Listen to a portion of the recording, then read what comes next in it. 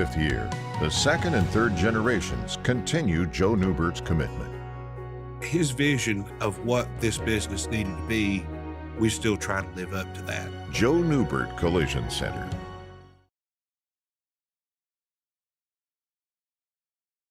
Jones, Tennessee's trial attorneys. Play to win, thanksjones.com.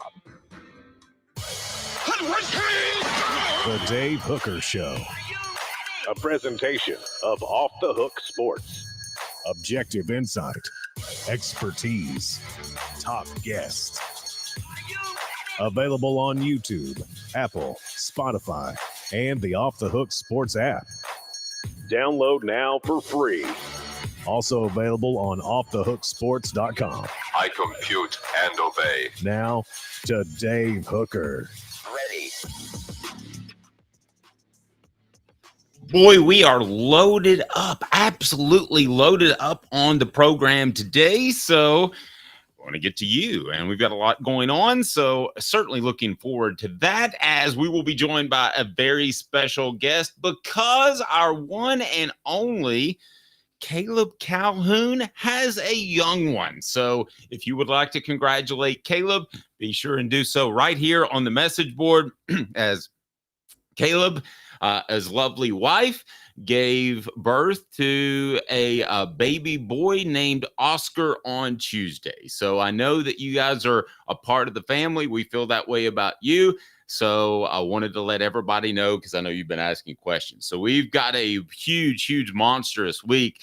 And no, it's not Ben Franklin, but it's Quincy. I think I said Oscar. It's Quincy, and it's after John Quincy Adams. How cool is that? John Quincy Adams. I didn't know. I've done research. He died on the House floor at one point. What an incredible statesman he is. So congratulations to Caleb. Go ahead and congratulate him all day long. And we've got a poll question for you. We'll have special guests throughout the week, including Jimmy Himes, Spencer Riley, Fred White, and a special guest set to join us here in just a second as we work out a little link issue we're having. But first, Tennessee makes the College World Series. How huge is that for the Vols? The second time in a row that they've made the College World Series. That's the first time that's happened in school history. I want to give you a little bit of comparison. For instance, I can remember not that long ago, about 10 years, where Tennessee in an entire season wouldn't hit 14 home runs. They hit 14 home runs over Evansville this past weekend to advance in the Super Regional. They'll play Florida State on Friday. We'll have more on them and what you should expect out of the Seminoles. Also, is there any pressure on Tony Vitello? Any concern that he could be moving to Texas? Now, that was something that's just an internet rumor, but I do want to address it. Lindy's says the Vols can just win, or seventh best, I should say, in the SEC, 15th in the nation, this day in Tennessee sports history, and also the Babe Ruth of Tennessee baseball. Is it Rod Delmonico, Tony Vitello, Todd Helton? And we've got to get a grip on some of this spending. And it's got to be spent on football, because that's the key. And some Caitlin Clark being overlooked talk as well. Hit that like and subscribe button. John Adams of the Knoxville News Sentinel joins us now, as he will be with us Monday and Tuesday of this week. How awesome is that? John, how are you, sir? Doing well, Dave. I appreciate that. You want to go ahead and get to today's tough question? I'd like for you to call the shots on occasion. No, I don't. Okay. Let's go ahead and get to today's tough question. Today's tough question. Take a side. Take a stand. The Dave Hooker Show, a presentation of offthehooksports.com. All right, I want to ask you this question, then I'll throw out our poll question as well. Tennessee baseball back to the College World Series for the second time in a row. For those that don't know, John Adams has followed this program very closely, is quite fond of Tony Vitello as a coach, so he's got some insight, kids. Why is this team better suited than Vitello's other two World Series teams to have more success in Omaha, or is it, John? I think it is, Dave. But winning in Omaha is a huge challenge for anybody, no matter how good your team might be. Tennessee, of course, came one game short 2 years ago, didn't make it there, made it last year. This team is really a little bit more balanced. It's set a school record for home runs. It's second all time for single season home runs in the NCAA now. Has a really outside shot at catching LSU. I don't think that's possible because the Rosenblatt Stadium in Omaha is a difficult park to hit home runs in. It's a bigger park. But Tennessee players also hit for an average. They've got some speed. They can play small ball if they have to. In the second game against Evansville in the Super Regional, no, the first game, I'm sorry, they managed, they did station-to-station baseball, advancing runners, that kind of thing. So they can do that too. You couldn't necessarily tell it by this Super Regional because the defense had significant lapses in each game. But this team is capable of making great plays on defense, run-saving plays. Kavaris Tears in right field is a great example of that because of his terrific arm. He's a good fielder too. The pitching there's no dominant pitcher, but I think there's enough depth where this team can get through a World Series. Another factor that I like about this team, though it doesn't have a dominant pitcher, Tennessee's most successful team record-wise 2 years ago, all three starters were kind of alike. They were power pitchers. Drew Beam is still on the team, but you also had Chase Dolander and Chase Burns. They were first round. Dolander's already been taken in the first round. Burns will be transferred to Wake Forest. This team, all these pitchers are so different. AJ Causey goes way low with his delivery. Nice mix of right-handers and left-handers. So I think this team has a good shot, as good a shot as anyone of winning the championship. I have two concerns with this team. You mentioned one. I'm going to bring up the other one to you. First, I remind you that John's appearance is brought to you by our good friend, Joe Neubert, and Joe Neubert's Collision Center. And Jeff is just a great guy. Joe Neubert Collision Center. That's where you need to go if you ever need any car repair work. 5th year, the second and third generations continue Joe Neubert's commitment. His vision of what this business needed to be, we still try to live up to that. Joe Neubert Collision Center. Okay, I want to go ahead and say from the get, I'm nitpicking, okay, John? I'm nitpicking. But are there times where it seems easy to say that compared to 2 years ago, this team has better focus, right? Because they were doing all kinds of goofy stuff on the field and giving the umpire the bird and all that stuff. But, John, I think this team at times does lose a little bit of focus offensively, and I think that happened Saturday night. Do you think that's a concern? Well, I mean, any team can have an off night hitting. So, I mean, you say Saturday night they hit 3 home runs in the first inning. Maybe you're concluding that they had a lapse there against Evansville relief staff. Baseball is such a strange game in that you never know about the pitching. It's always a variable. And so many times, particularly in playoffs, I've seen pitching staffs, not just one pitcher, but entire staff, for whatever reason, I have no idea, suddenly pitches at a higher level, and hitters struggle with that.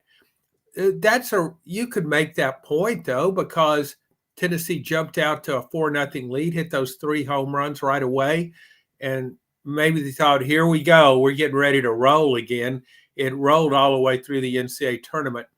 That's possible. But it was really locked in Sunday evening. I think it'll be really locked in the College World Series. And it handled the pressure well. There was a lot of pressure on that team yesterday because of what happened 2 years ago when it was upset on its home field by no Super Regional. It was considered one of the greatest college teams of all time.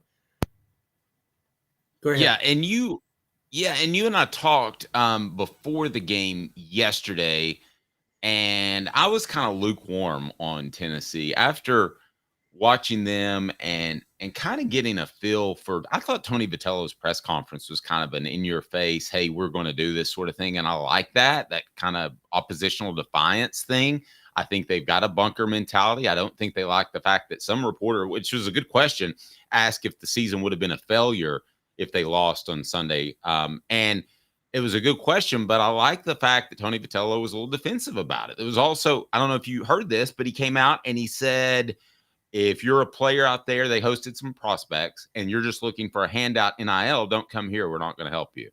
I just thought his press conference, you shouldn't take too much from a press conference, but just kind of, I don't know, exuded some confidence to me. Yeah, I think Tony's very articulate. He's very witty. And he's also can be very spontaneous. He doesn't hide his feelings. So I think it bothers him some being in this favorites role in a way. He's built a great program and he's done it incredibly fast. But Tennessee is now really the team to beat, and it was the team to beat in 2022. So this team has a great season. He's very protective of his players. He doesn't want his players to think if they didn't win that game Sunday, all they did was fail. So he's very conscious of players. He's the old cliche players coach in that regard. No doubt about it. I completely agree there. Portions of the program brought to you by our friend Rick Terry at Rick Terry Jewelry Designs. They want to be your jeweler looking for the affordable game day jewelry. They've got the Fire Opals, a Tennessee tradition, rickterryjewelry.com. The chase for 8 begins. I'll tell you more about that here momentarily, but your opportunity to win a fantastic prize from Rick Terry Jewelry Design. And John, now we get to what the H? What the? What was he thinking? Release the hounds. The Dave Hooker Show. Keep cool. A presentation of OffTheHookSports.com. All right. What the H could go in a couple of different directions. So can I go ahead and double blast What the H? Is that all right with you, John? Sure. Okay. Your show, Dave, not mine. I don't know. I'm just a hired hand stepping in. All right. I asked you before the game when we were planning out the show, would there be any pressure on Tony Vitello had he lost last night and headed back into the season? And I thought so, in the same way that Rick Barnes has some pressure to win and have a Final Four run at Tennessee. I don't think it means he'd be in trouble whatsoever. But John, I'll ask you this, and it is our poll question. The pressure on Tony Vitello is nada, lifetimer, growing, needs to win soon, massive, needs to win now. How would you describe the pressure on Tony Vitello?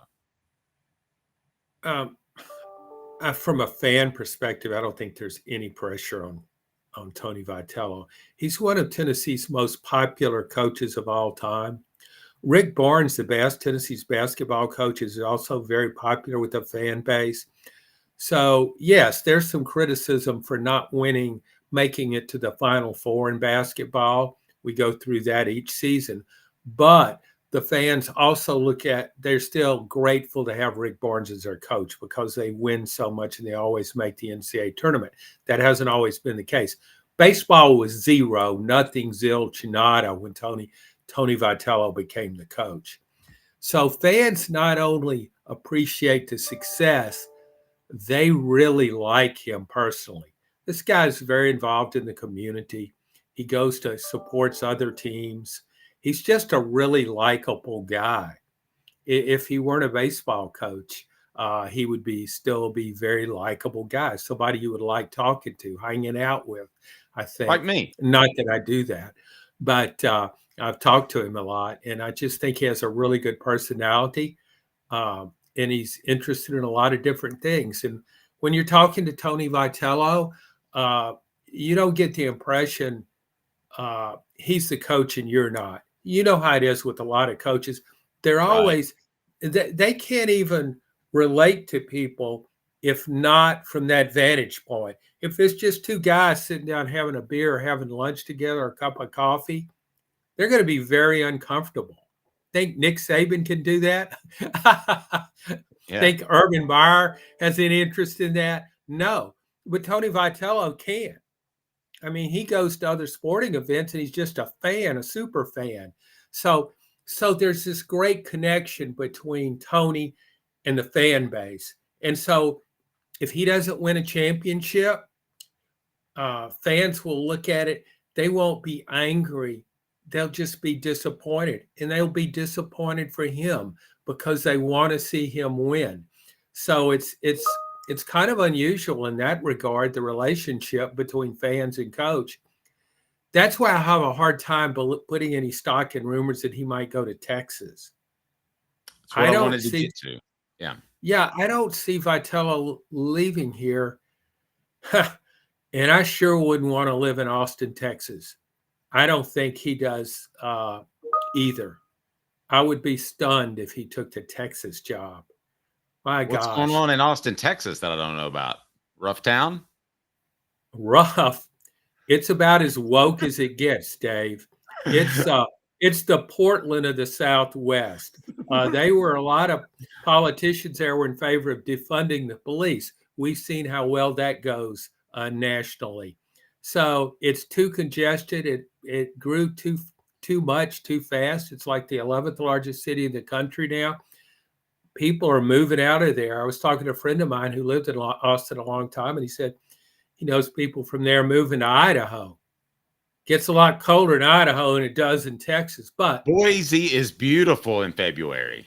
Excuse me? Boise is beautiful in February. Good. You can go there and enjoy that beauty. Just shovel your way out of that snow and have a great time. So on the board here, people are because I retweeted a message board tweet by some Texas fans that I think Tony Vitello is going to Texas. I do not think that Tony Vitello is going to Texas, and I'll tell you why.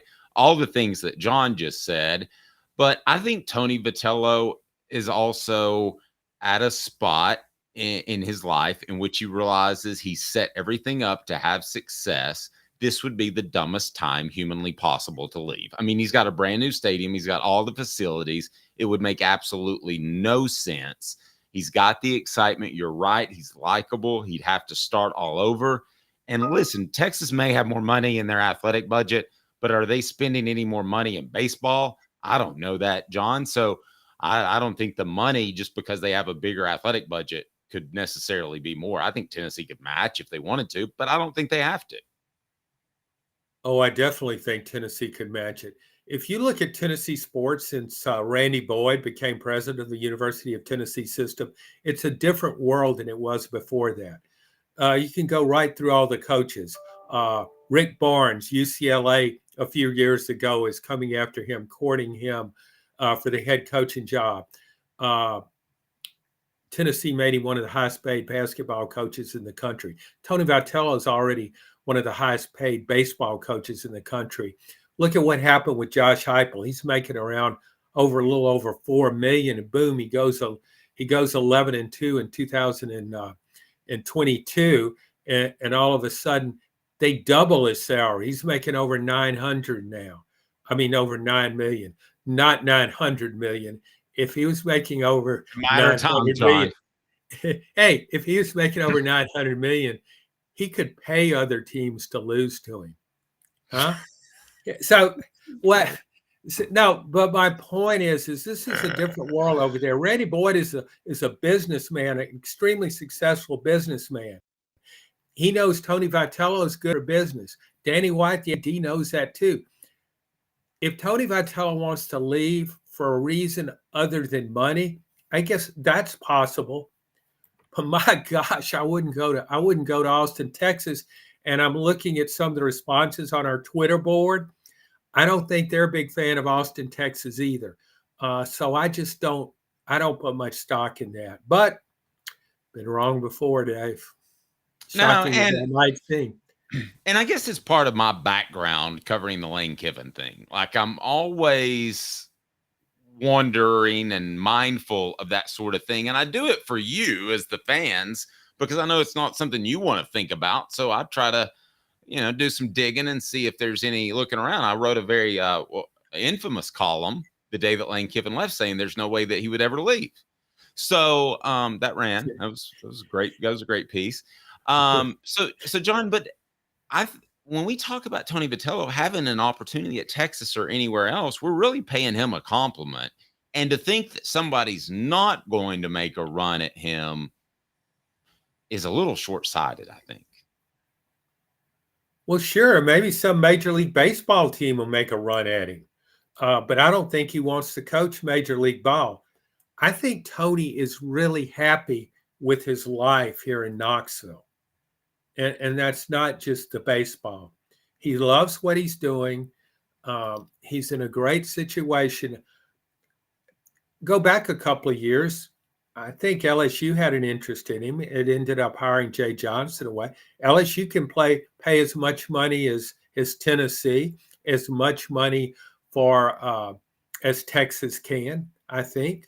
You've seen that in its hiring history in different sports.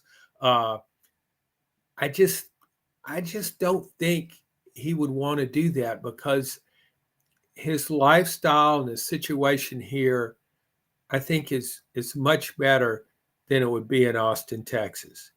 And I know he has a friend who lived in Austin, Texas for a while, and I think he could quickly point out some of the disadvantages of that move. I just don't see it happening. Now, yeah, I mean, could he end up going to Vanderbilt? Sure, that's a possibility. I'm kidding. Can you? Nobody's going to Vanderbilt. No. Would that be as hurtful as Lane Kiffin going to Southern California? Which would be worse? Tony Vitello going to Vanderbilt? Yeah. I mean, which would really be worse? Maybe we should replace that. Oh, definitely. Vitello gave it. I mean, he would have. I mean, he would have had to have a mental incident, something catastrophic, life-changing, life-threatening, to make that move. Oh, and just so we don't spark any rumors, I don't see Josh Heupel leaving for Vanderbilt either. No, you do not. And I'm glad. I don't think he's going to leave for Vanderbilt, but you never know. You always have to keep your eye out. I'll write a column on that here in a couple of days, and it'll definitely go. There's no question about it. Yeah, no chance. Vanderbilt has no chance. That's it. Yeah, nothing like walking in to do a radio show. Been written? A lot. You said something in passing that I want to kind of go back to. Tony Vitello's popularity. Pat Summitt was always the second most popular coach on campus behind the football coach, maybe even more popular at times. But that's really not even been challenged until Tony Vitello. And baseball in general, could it be catching basketball, which is becoming a regular season niche sport? I mean, where will baseball be in 5 years with Tony Vitello in Tennessee? I think it will be in 5 years. I think it will be even harder. Where it will be is harder than ever to get a ticket to a game. I don't see his popularity declining. You can make the Skip Erdman comparison. I left Baton Rouge in 1984. I was a columnist there. I've been there 5 years. Never went to a baseball game. There was no interest in it. I mean, anybody that wandered into Alex Box Stadium back then was just lost or looking for a place to sit down. They just happened to wander into the stadium.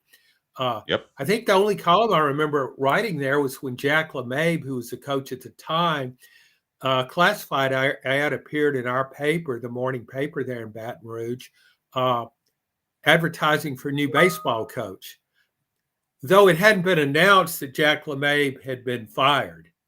Oops. So, oops. So, but it made for a nice column. So, no interest. I leave. Skip Bertman arrives, and suddenly the sport took off. Well, and I'm not going to pretend to know nearly as much about Bertman as you, but coincidentally, last week I watched the really good documentary on him, and it sounds like they're talking about Tony Vitello 50 years ago. I mean, Sure. it is very intriguing. I mean, like, and they also, and Bertman had the struggles early on of making it to the College World Series and not winning it. So there was that little bit of correlation too. There are a lot of similarities. I felt like I was watching the Tony Vitello story. Oh, I agree, Dave. And you could, in fact, I don't know what. He was really outgoing and funny too. Yeah, he's very great promotional skills. I don't know what he's doing now. If he needs a few bucks, what's going on with him now? Do you know? If you've got his number, maybe he could be our new baseball analyst. No, I was thinking he could maybe be your new advertising salesman. The guy's a super salesman. Oh, well, yeah. I don't know that I could afford him, but we could give that a shot. Yeah, you put him on commission solely, no salary. Okay. No, but you look at what he did. He won right away. Vitello won right away. Went to College World Series right away. Vitello it only took him a few years. He went to the World Series. Skip Bertman had the best program in baseball, but it took him 8 years, only his 8th team at LSU, before he won a national title. He ended up winning 5. I think Tony Vitello, if he stays here at Tennessee for a long time, he'll win multiple national championships, not just one. So, yeah, they're the consummate coaches. Both can recruit, promote, coach, evaluate talent. Vitello works so hard at his job.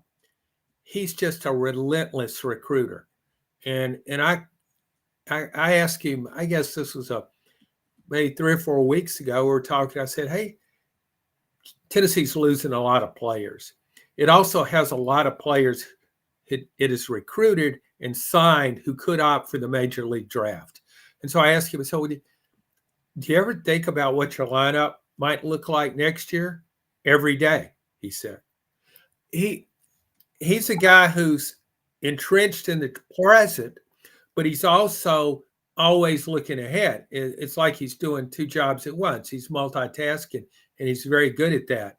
So you think about losing the top 5 hitters in his lineup. Oh my gosh, this is going to be it'll be a drop-off next season. I wouldn't expect one. I think he'll go to the portal. He'll bring in good players, and players develop in his program. They get better. You go back to what Dylan Dreiling was last season, part-time starter. Kavaris Tears hardly played. Now they're mainstays. Dreiling first-team All-SEC, Kavaris Tears second-team All-SEC. John, let me ask you this. Smoky Mountain Red said, I honestly think baseball is on the heels of basketball. I'm going to use this bit of logic, and you tell me if it holds true. I am as likely to watch a regular season college baseball game as a regular season college basketball game in February. I think that tells you all you need to know about college basketball. Now, March is a different story, of course, but is baseball on the heels of basketball? Could we be talking about in 5 years that baseball is as big as basketball?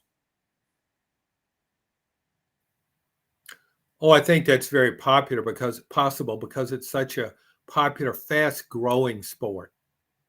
If you watch these tournament games, they're very exciting. It's kind of like watching the NCAA basketball tournament.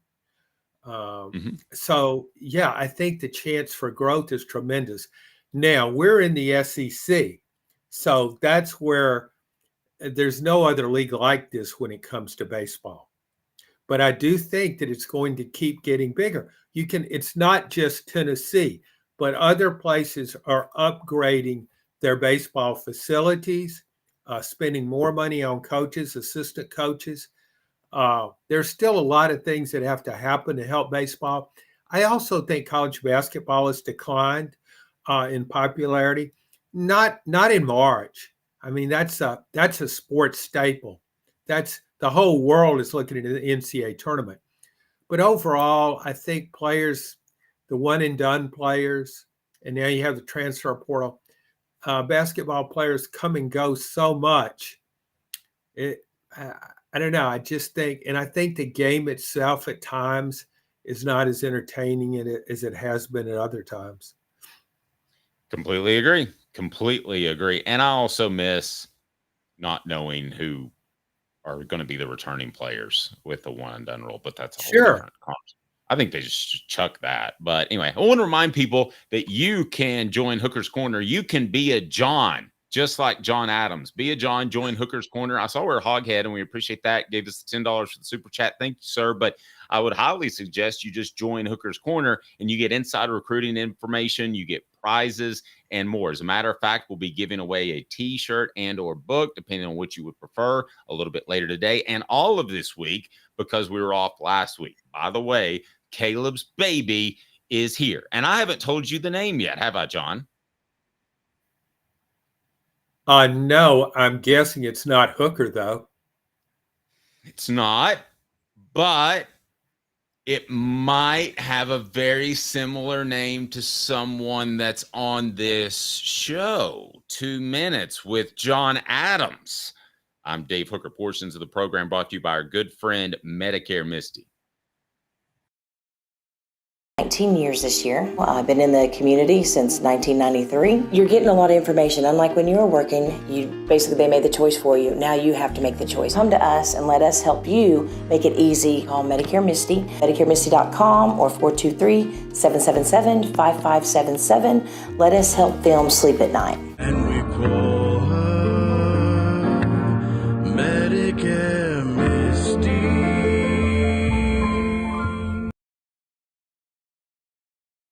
All-wheel drive, $31,954. 24 Ford Edge, all-wheel drive, $37,975. 24 F-250 4x4 Crew Cab, $54,760. Ray Varner Ford, your East Tennessee Ford dealership. Sports Treasures in North Knoxville is one of the South's largest sports cards and memorabilia dealers, featuring over 10 million sports cards from vintage to modern. Sports Treasures carries a full line of hobby boxes, singles, autographed memorabilia, Tennessee Vol collectibles, fan cave decorations, and so much more. See a museum full of collectibles at Sports Treasures, 4819 North Broadway in Fountain City, and Sports Treasures on Facebook. Sports Treasures, where the real sports fan goes to shop. Have you seen the latest TriStar Hats Co. product? TriStar Hats Co.? What's that? You know, those really cool hats, shirts, tumblers, and even license plates with 3 stars like the official Tennessee flag and stripes like the American flag. Pretty patriotic if you ask me. Ah, gotcha. Seen those. Those are cool. Where can I get them? Simple. TriStarHatsCo.com. And if you order now, there's 10% on any order $50 or more. Plus, use the promo code HOOKED.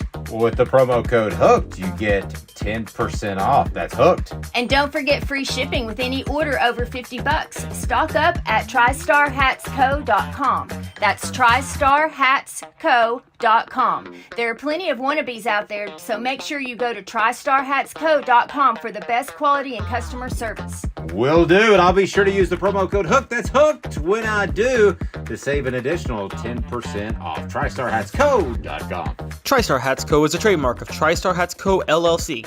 Any use without express written consent is prohibited. Now in its 45th year, the second and third generations continue Joe Neubert's commitment. His vision of what this business needed to be, we still try to live up to that. Joe Neubert Collision Center.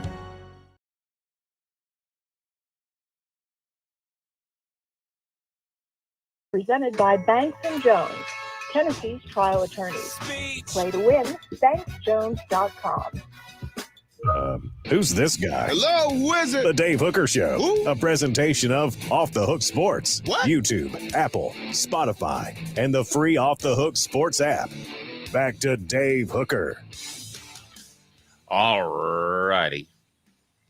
By the way, Jan pointed out that it's cheaper to watch college baseball in the major leagues. That's interesting. Some guesses.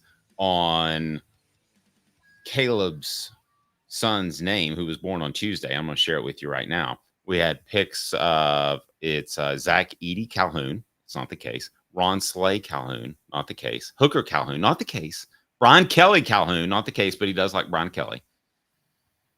It is Quincy John Calhoun, named after Quincy Adams, your third president of the United States of America.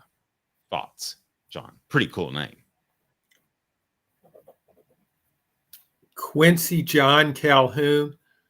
Mm-hmm. A lot of politicians. What? They'll call him Q, I guess. No, I would. I bet people will call him. I don't know. When I was in Pittsburgh, went there, and my nickname became Quincy. Really? Because John Quincy Adams, the president. Not very creative. I realize that, but well, it would have been creative if they would have found John Adams the second president, right? Not Quincy, the other one. Yeah. Okay. But it was John Quincy. If they would have looked up his middle name, that would have been original. But you were dealing with probably football coaches and sports writers, so. The sports writers. Yeah, and plus the fact I was from the South. So they were looking for reasons to make fun of me, so they gave me a weird nickname. There we go. All right. You wrote a column recently that certainly got my attention. So did this prediction. Lindy's says the Vols are the 7th best team in the SEC. How does that strike you? Because I know with a lot of our listeners, they're going to say, that's crazy. What do you say? Yeah. Well, yeah, I think that's underrating Tennessee. But then when you look at its national rankings, Lindy's has Tennessee at 15th, which I still think Tennessee will be better than that. But saying a team now, when you say somebody's 7th in the SEC, it's kind of glaring on first glance, especially when you think that team could be pretty good. But that's what the SEC has become. Now a 16-team league, stronger than ever. And I think this year, half of the 16 teams are legitimate playoff contenders. So being ranked 7th in the league is not an indictment that you're going back to the Jeremy Pruitt era. It's just a kind of a sign of what the conference has become. If the SEC wanted to, if they just up and decided, we're going to do our own thing, because what you're saying is that they have the creme de la creme of the teams in the SEC, and we know this. If they broke apart right now and they said, we're the super conference, we've already got the S in the acronym, here we go. How would they do? They do great. In fact, I wrote a column about that a few weeks earlier, which I said, you talk about all this discussion about super conference, the Big Ten and SEC combining, maybe picking up a couple of other schools from Power 5 conferences. But in fact, the SEC is just as you say, it's already a super conference. Imagine this. You go to four-team divisions. You have your own playoff in the SEC. In football, in basketball, baseball, softball, you could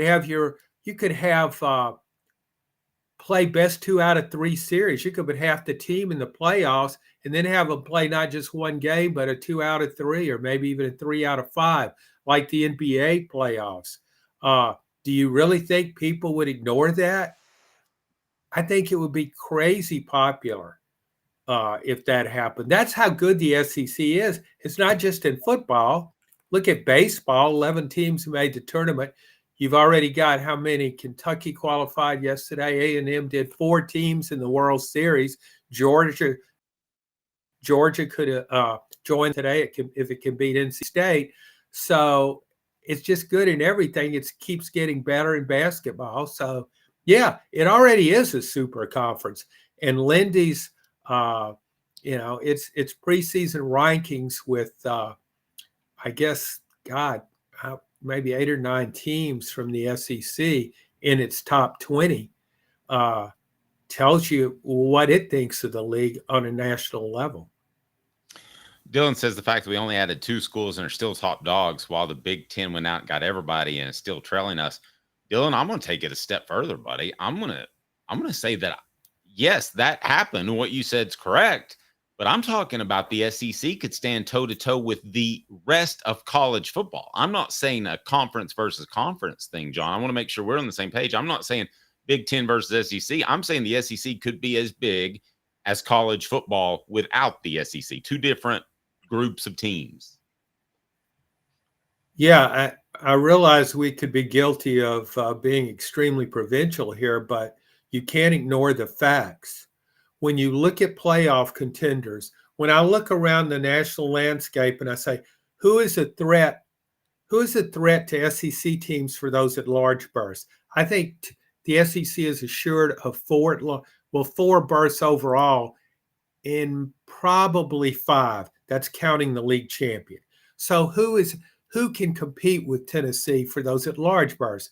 The 2nd and 3rd place teams in the Big Ten. I think that's it. I don't think there's going to be a 4th team from the Big Ten in the running for one of those at large berths. Southern Cal's the one I'm not so sure on. I think Ohio State, Penn State, and maybe Michigan could compete. Who would you take in the ACC? Clemson, Florida State, maybe one outsider, Miami. I don't know. You could pick one. Big 12 is a very well-balanced league. So you have a lot of teams that maybe could compete. One will win the league and get an automatic bid, and one other could compete for an at-large bid. But when I look at the top, what I think will be the top 2 or 3 teams in the Big 12, I think they would fall into that first half of the SEC realm where, they might be in the top, competing to be in the top 8 in the SEC. There's not a Georgia in the Big 12. I don't think there's a Texas either. So I don't think there's an Ole Miss. But I think there are a number of good teams who look at the SEC. I think Tennessee, Missouri even, Alabama, maybe Oklahoma. You just got a lot of teams that could make the playoff. You hired me back in the day to cover recruiting, so I'm going to give you a recruiting angle on this and see if you think it jives. Brought to you by Quality Tire Pro. The Eberle family has been serving Chattanooga's community since 1957. All major brands of tires, full service automotive, brake alignments, oil changes, and more. All work covered by a nationwide warranty. They're on Cherokee Blvd. Go to Quality Tire Pros. Tell Bo that Off the Hook Sports and Dave Hooker said hello. Say, hey, Bo, Off the Hook Sports said hello.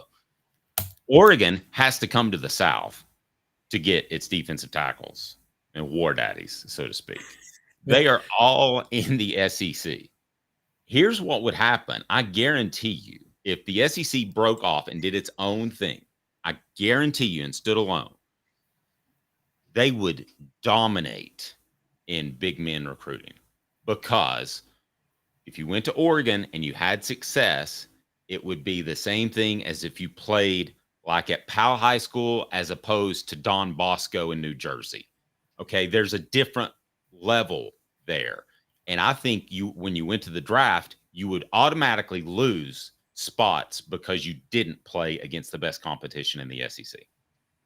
Yeah, that's a fair assessment. And you have a lot of experience covering recruiting on a national level. So I respect that. I think what you have, and you know how it goes, when you're recruiting for an SEC school, it doesn't matter where you are, at what school, or what your win-loss record, you're still recruiting to the SEC. So you can sell a recruit on, say, a 3-star recruit. South Carolina can sell him on, you're going to compete against the best players in the country every Saturday. Now, if you're one of the top dogs in the SEC, you don't just say, well, you're going to compete against the best players every Saturday. That's a given. You're also going to compete against the best players in practice every day. If you're a pass edge rusher, you'll compete against one of the best offensive tackles in the country in practice. So, yeah, if the SEC went its own way, it would leave everyone else in the dust. I'm not saying football, the rest of college football would give up, but there would clearly be a different level, and that's going to play out in recruiting. The other aspect of that, which you didn't deal with when you were covering recruiting, was NIL. Well, well, not legally. Let's face it. There are other schools. Oh, well, I'm sorry. Yeah. They didn't call it NIL back then. They called it cheating. Right. Yeah, back in the days of the $100 handshake. They're not going to, now these NIL deals are so good. No self-respecting recruit's is going to shake somebody's hand for $100. They just get away from me. Push them down. Yeah, I just think the SEC though, they're going to pay the money because it matters so much in this conference. It matters to the fans. They're going to invest in this. But so you have the combination. You have the advantages you've always had, and now you can have the SEC won't be outbid consistently. Ohio State might be the only exception, because when it can take the top running back in the SEC away from Ole Miss and one of the top safeties in the country away from Alabama, that tells me it's spending money. But there aren't that many Ohio States out there that can compete with the SEC NIL-wise. Tells me also there's a little bit of desperation there, especially with the Chip Kelly hire. Portions of the program, it's time for this day in Tennessee sports history, and it's brought to you by Sports Treasures, carrying over 5 million sports treasures and so much more. Follow on Facebook for the best sports memorabilia, and they've got the daily updates. Sports Treasures TN. I share it all the time. If you want to go to Off the Hook Sports and follow us, then you will find their specials, and they're awesome. And they have regular signings. They've had Boo Carter, Brew McCoy. It's been who's who there at Sports Treasure. So it was this day way, way, way back in 1974. What is it? Babe Ruth became the all-time home run leader for 53 years until April the 8th, 1974, which was actually Saturday. What does that have to do with Tennessee football history? John, I ask you this question. Who is Tennessee's Babe Ruth? Is it Todd Helton, Tony Vitello, or other? Who is their most significant baseball superstar? Who will it be? Who is it? And am I leaving anybody out? I don't think you can compare coaches. Babe Ruth was a player. I don't remember his ever coaching the Yankees.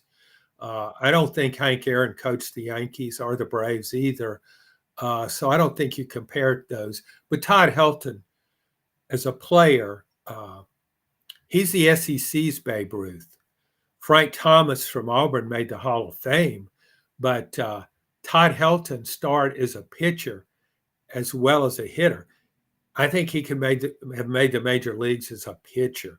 And if you go back to that, his last season at Tennessee, he was one of the best pitchers and one of the best hitters in college baseball.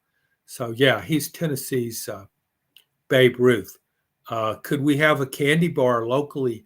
Could we have some candy bar company name a candy bar after Todd Helton? How about after Tony Vitello? Call it the Vitello. Huh? Okay. Got another topic? Tennessee's Babe Ruth right now. It's 57% Todd Helton, 43% Tony Vitello, other with a big zero. I couldn't think of anybody else that even compares name recognition-wise to those two guys. Now, those guys did not, Todd Helton didn't benefit guys of his era from NIL, but they clearly are now. And, John, we're in a very similar situation as we were with Title IX. And that is with Title IX, you had to be even and balanced in what you gave to females and males. And now we're in a situation where football's numbers of 85 and now football's numbers of NIL are throwing everything off kilter. John, you wrote a column recently about how football should just be taken out of the equation. I've said that for years. If you can just kind of make your argument, I'm curious how you would do that, how you would go about doing that, and why that would benefit the sport and college sports in general. Well, for starters, there's nothing comparable to it that women can play. It's its own entity, but it's separated by more than that. Recently, the NCAA approved that players could share in revenue. Where is this revenue coming from? I mean, Tennessee Lady Vols have had a long-standing women's basketball program. They're not as prominent now, but they've been very prominent and have a lot of history in that sport. I think they lost about $5 million last year. All these programs are losing money. You can't equate them to football. To share in revenue, you have to make revenue. So my point is that football revenue should be dispersed to football players. All this requires is common sense. People need to understand that if college football went away, all other college sports would never be the same. College football subsidizes everything. You don't hear college basketball or baseball or women's basketball, anything where TV revenue, when you talk about TV revenue, TV packages, networks bidding, it's all about college football. That's the driving force. They need to be very careful. And I don't give the leaders of the sport much credit for being farsighted, certainly not visionaries, but they need to figure out how important college football is and take care of college football. Don't talk about cutting the rosters. Don't talk about, oh, well, we need to do away with walk-ons. We need to find ways to cut corners. You want to cut corners, you don't cut them. No business would do that. You don't cut them in your big money maker. This carries your whole empire, your sports empire. It's football driven. You need to take care of that sport, and you need to take care of those who play. Yeah, and I want to be sure and share this with everybody too. For those that don't know, the numbers are incredibly lopsided. Basically, the last I checked, and it's been a little bit, so it might have changed slightly, but it was about 90% of the revenue was driven by football and 10% was men's basketball, and the rest of the sports didn't make any money.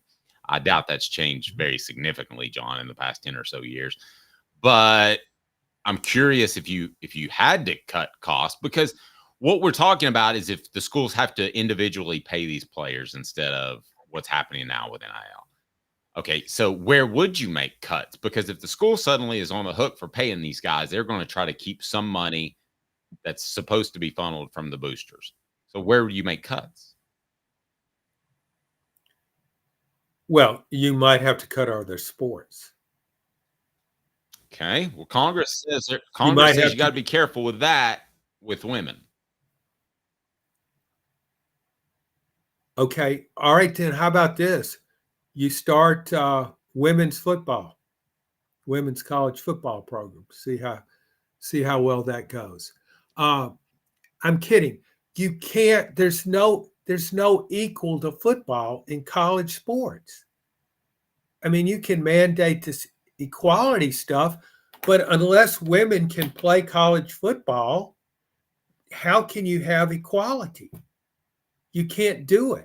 I mean, Tennessee gives out scholarships to its rowing team, and that takes up some scholarships. But there's no way to make this equal, and that's why I say college football is an entity unto itself. You can have a women's basketball team and a men's basketball team. We are talking about a university that is supposed to provide opportunities. We're not talking about a professional business designed to create athletes and football players. We're not. I'm just looking at it from a very practical standpoint. I know you're saying, okay, these are student athletes. No, they're not. They're paid professionals. And I wonder at some point if, in fact, athletes become employees of the university. That's been bandied about. Well, here's my thing about that. At that point, you just don't even make them go to class. Exactly. At that point, they're the same thing as the maintenance department. They're just different employees. Yeah, I mean, if you got a job with the maintenance department, you wouldn't have to go to class. Now, if you wanted to take classes, you would probably get a good deal on 50%. That. I think that's fair. But why should players have to go to college? Is supposed to prepare you. Let's cut to the chase. College is supposed to prepare you to make a living. Mm-hmm. I mean, you can come up with a lot of idealistic terms for this, but you go to college to help you earn a living. And if your quarterback's already making $1 million a year through NIL and maybe revenue sharing, does he really want to take time to go to class? He's getting ready. Tennessee's quarterback is getting ready to play, say, Alabama. Do you think he should be frantically studying for a potential pop quiz in one of his courses that week? Oh, John, my son's in film studies. Okay, which obviously that's kind of a tough field to have success in. But if somebody came to him right now and said, you have to drop out of school for a year, but you get this job and you're going to make significant money, but you got to focus on it and you can't go to school. And he calls dad and he says, hey, dad, I got a chance to make 7 digits here, but I'm going to have to lay out of school for a year. Off the Hook Sports just got bigger and dad's okay with that. Well, of course he is. If he wasn't, he's not qualified to be a dad or a business owner. Right. It's I mean, I've always thought that even before NIL came along, if Georgia and Alabama are getting ready to play for the SEC championship and a berth in the college football playoff that week, I mean, who on that team is going to be devoting most of their time to studies for even a final exam? I mean, think about it. There's not going to be 50 million people watching you take that exam. You'd rather flunk the exam than go out and throw a game-losing interception. No, and Travis, you're right. Nowadays, you have to be enrolled. Yeah, it's gotten. When's the last time we have heard of a player because of academic issues being held out of a significant game, John? Not just at Tennessee, but anywhere. It's down to science now. I mean, Linda Benzel-Myers got upset about urban studies 20 years ago, but it's down to science now. I mean, these guys are walking in the class, and one key fob works for everybody. Trust me. Well, I mean, again, just you're in a almost $1 billion business.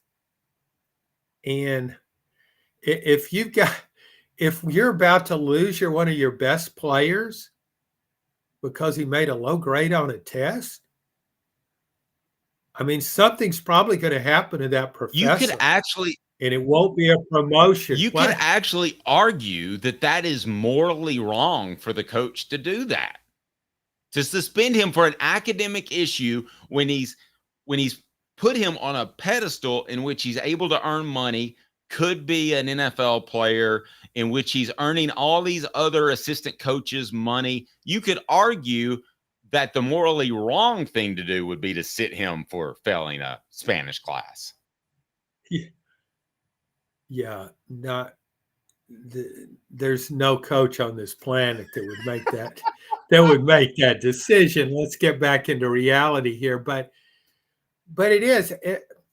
it's just I've often contended, I've written columns a couple of times on this, that athletes should be able to major in their sport. They should be able to get credits for the courses they've taken. Look, I majored in journalism at LSU. 3/4 of my courses could be electives. What did I do for electives? I took the easiest electives I could find. Is that I did too. so I guarantee accidentally had 4 general elective hours my last semester. I'd miscounted. So I took 4 PE classes. Why should I mean, I knew what I was going to do. Why should I go take economics? yeah, because you can fail economics. I actually did. I almost did. I got in. I thought I took the first eco course and it was easy. So I took another one and it was not easy. And I had a tough-minded professor and I never went to class and I was on the verge of failing. But I pulled out probably the lowest conceivable D in the history of that D course. for diploma. D for diploma. Look, I mean, the guys that were playing college football way back in the dinosaur age when I was in school, I guarantee you they were working harder at football than I did a lot of my courses. They should have been rewarded for that. Look at all the time you have to invest in it. Football is a year-round business. And I'll get back on my football soapbox again. What makes it different from all the other sports is the physical risk you take. There's a physical risk in any athletic endeavor, but come on. They're not doing studies to see if baseball players could have a more likely tendency to have brain damage from playing baseball. But that's what's going on with football. That doesn't even mention all the guys that end up crippled from playing the sport. There's so much danger inherent in that sport. So I'll get off that now, but just had to add that. Now, in all fairness, if I may, you're leading down a path that could be a pugilistic Roman Empire type of scenario where these big brutes are just walking around on campus with normal everyday students. What are you going to seclude them? I mean, this whole thing, and do they have to pay for their own school if they go to school? I mean, you're opening up a huge monstrous can of worms. I think the can's already been open. I remember a friend of mine way back at LSU was walking through a corridor and saw a couple of LSU basketball players, not football players, standing out there in the hall, had some paper in their hand, and they were all down in the mouth. And he said, "Hey, what's wrong, guys?" He said, "We forgot to go take a test."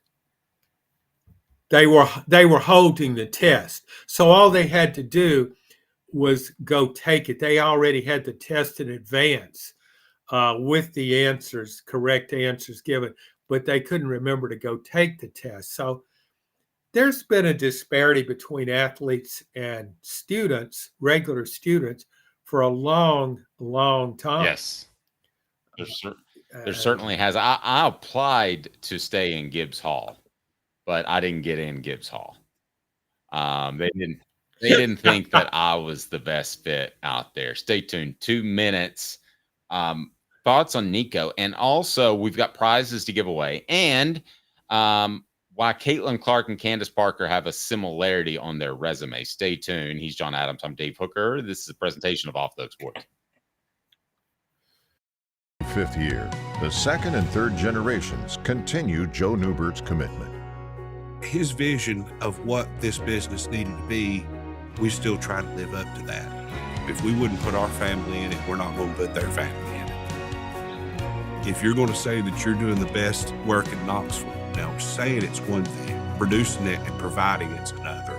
The largest family-owned collision center in Knoxville is Joe Neubert Collision Center.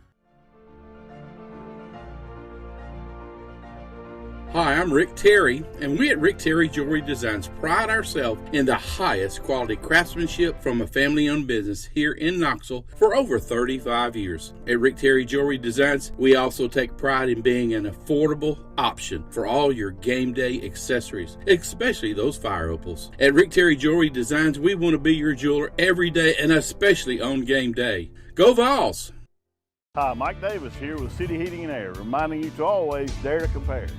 Our team provides quality local heating and air service, installation, and maintenance across East Tennessee. We use only the best equipment like American Standard heating and air conditioning for your residential, new construction, or commercial needs.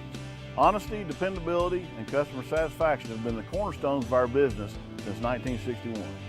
City Heat and Air. Dare to compare. Experience it all at Varner Ford in Clinton. Need a quick fix or maintenance? Visit our Quick Lane Tire and Auto Center. Keep your Ford running smoothly with the experts in our service department. Ready for your next Ford? Our sales team is here to guide you to this 24 Ford Escape all-wheel drive, $31,954. 24 Ford Edge all-wheel drive, $37,975. 24 F-250 4x4 Crew Cab, $54,760. Local you trust, experience you can afford. Varner Ford, your East Tennessee Ford dealership. The Dave Hooker Show, represented by Banks & Jones, Tennessee's trial attorneys. Play to win, banksjones.com. You're listening to The Dave Hooker Show, a presentation of OffTheHookSports.com. The internet is full of pictures of each and every one of you. Available on YouTube, Apple, Spotify, and the Off the Hook Sports app. Download now for free. Is there nothing you people can't do? Also available on OffTheHookSports.com. Have you hit like and subscribe yet?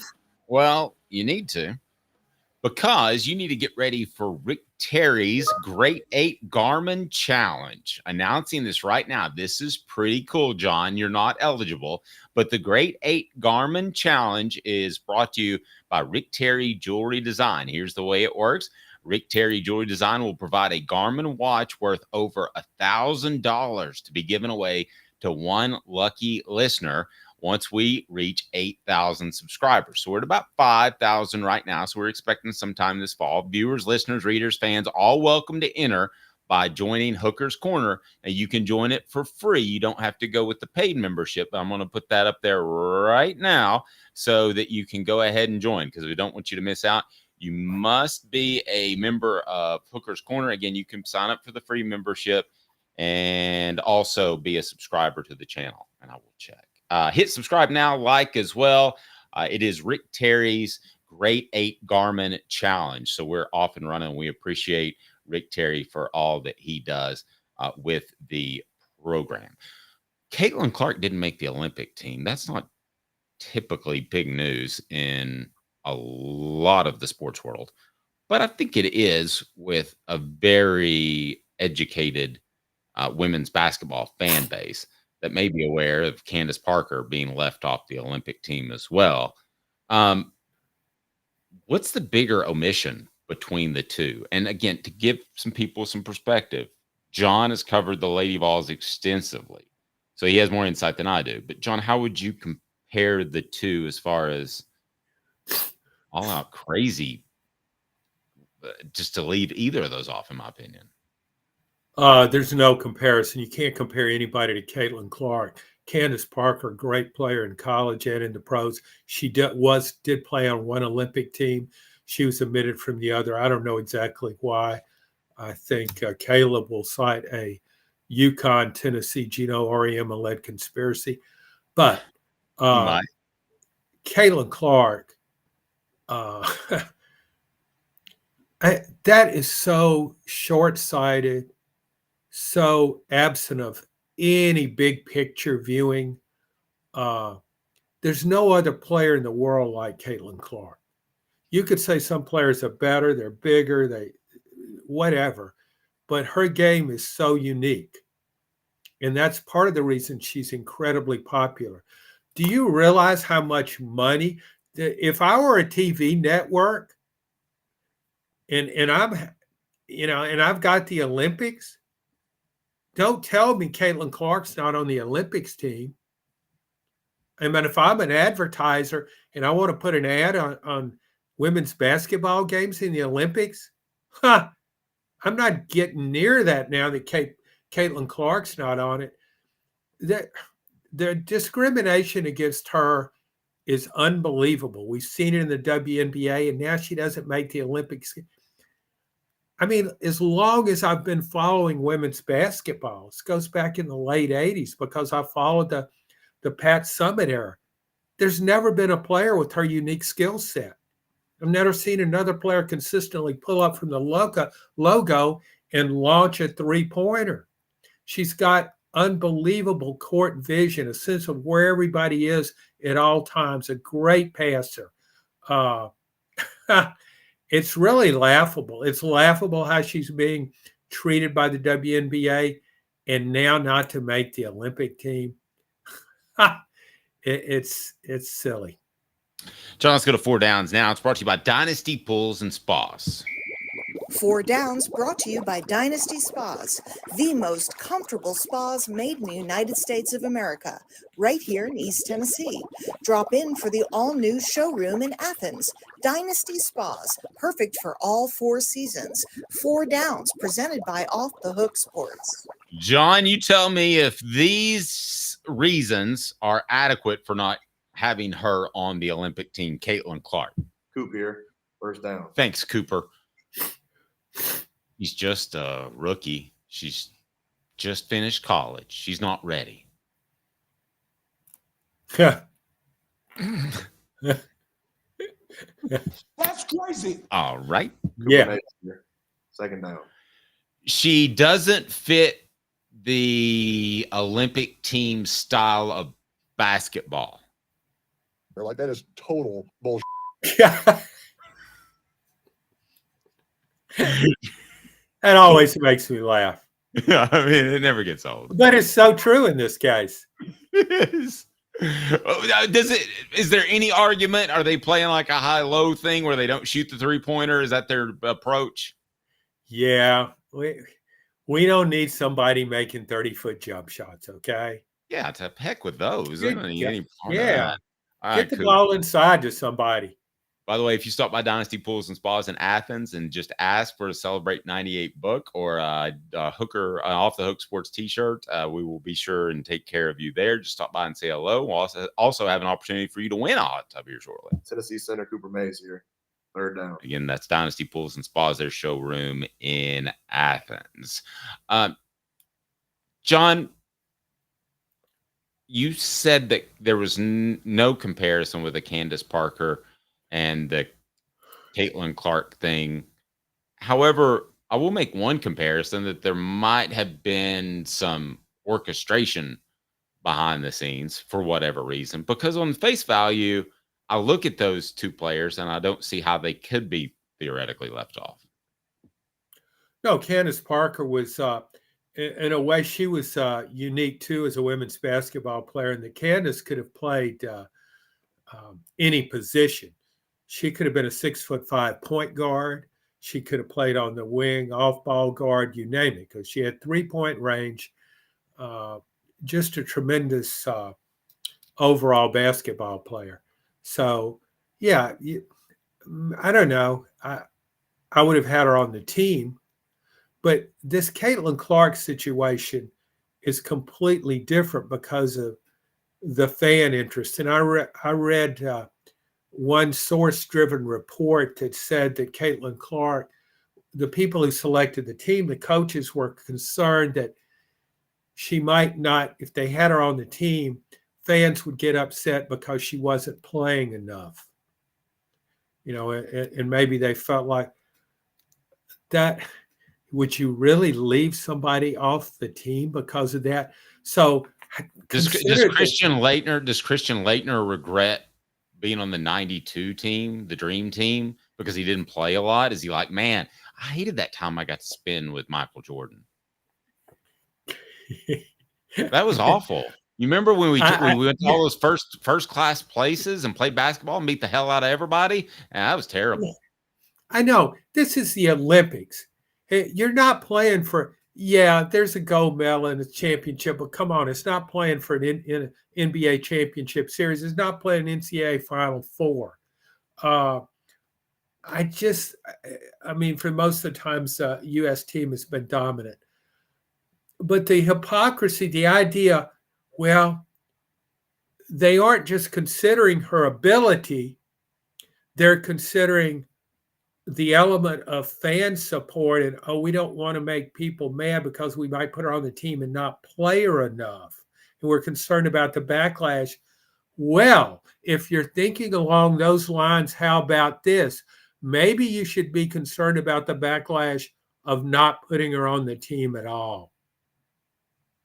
They won. Yeah, and you and I talked about it as from an advertising perspective. I would absolutely pull my money from women's basketball. I just don't. I told you I'd rather get quantity in swimming than pseudo or fake quality in an advertising on women's basketball. Whereas if you'd have had Caitlin Clark, and I'm a buyer, if I'm a media buyer, John, I'm asking for women's basketball.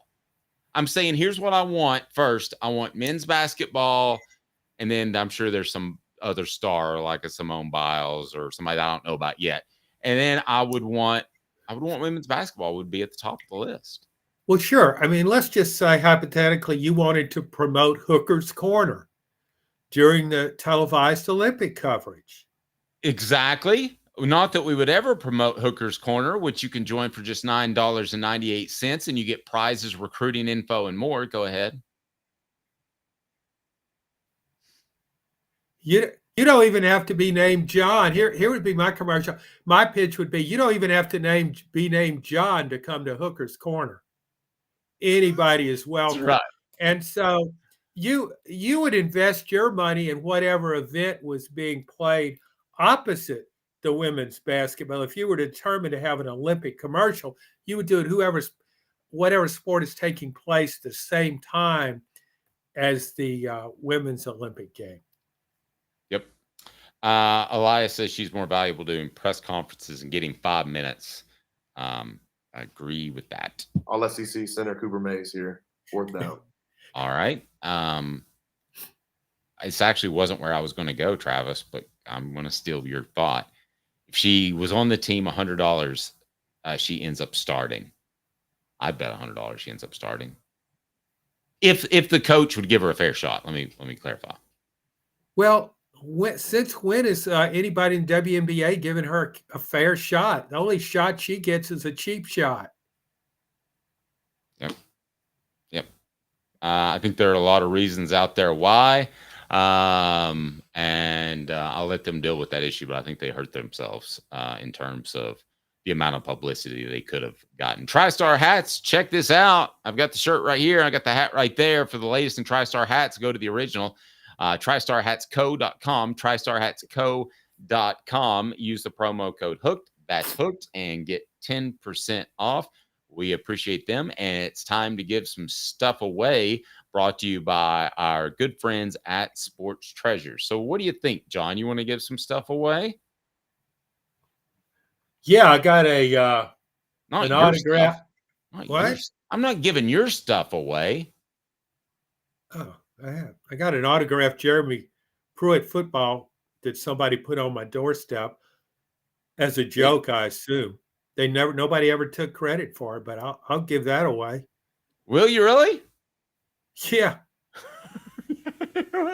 You can choose between the Celebrate 98 book and Off the Hook Sports t-shirt or John's Jeremy Pruitt autographed football, worth nothing, which is why it's not at Sports Treasures, because Sports Treasures is phenomenal. We'll roll the wheel here in just a second. Spin the wheel.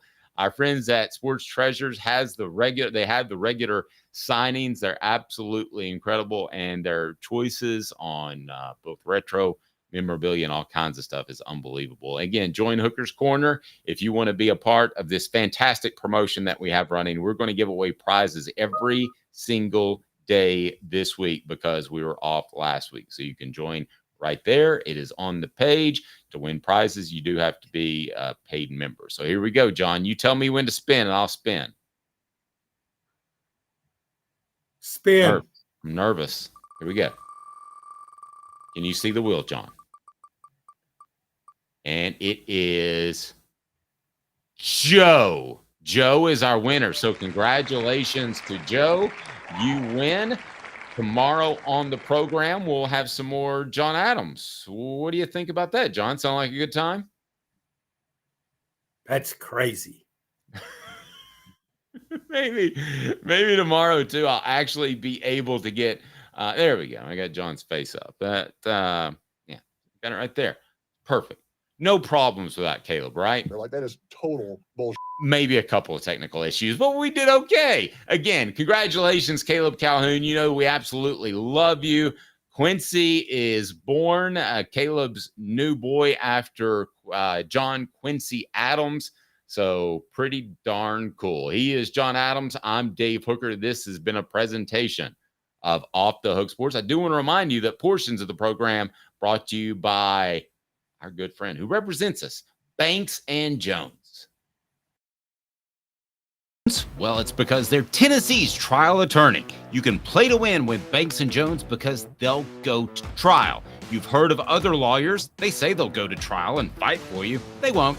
They just want to settle. That's the easiest way out. Well, that's not Banks and Jones, led by T. Scott Jones. They won't settle. They'll go to trial for you. Tennessee's trial attorney. They play to win. Truly, Tennessee's trial attorney when it comes to criminal defense or personal injury. Why settle? Banks and Jones, T. Scott Jones, banksandjones.com. Tomorrow on the program, John, you seem to think that some people aren't aware how good Nico might be. Well, he didn't make the first 3 teams on Lindy's All-SEC teams. We'll get into that tomorrow. He is John Adams.